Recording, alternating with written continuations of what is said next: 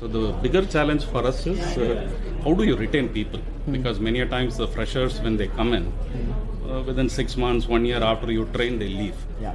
So that has been a big challenge which we are still trying to address. Yeah. We are thinking of looking at some kind of a retainership, at least 3 years. Won't work. Huh? Won't work.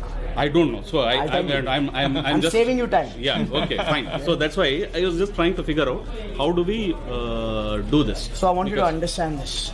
The world of business has seen 3 generations: the industrial revolution, the information revolution, and now we are in this revolution called the social revolution. Industrial revolution, people took a job for survival. They wanted basic necessity of roti, kapda, makan.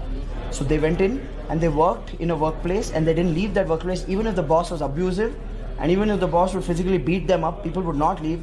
That was the era of boss is always right. Yeah. Because opportunities were less. Yeah. That is pretty much the grandparents of today's workforce. Then came the information revolution, where all these IT companies, brands started building, and the workforce then came to work not for survival because their parents took care of survival. This workforce went to work for standard of living. Basically get a good enough salary to pay the house EMI, the car EMI, children's education loan. Pretty much your generation. You went to work for that, for standard of living. Absolutely, yeah. Now in this generation, loyalty reduced. Now the truth is that loyalty never existed in the first place. Loyalty didn't exist. There was no option. This generation, information revolution, got option. If they got a better quality of workplace and they got a better pay, then people would jump a job, right? Now this was the information revolution. Then came the third revolution. After 2008's recession, information revolution died. Today information is available for free. You can learn coding on YouTube. You don't have to, it's no longer a hidden knowledge. So you need to understand, now we live in a digital revolution or a social revolution where everything is social, which means today's workforce, they don't care about survival. Their grandparents took care of that. They don't care about standard of living. Their parents took care of that. Even the labor does not care about standard of living anymore, because even labor has Dish TV and Tata Sky in their house.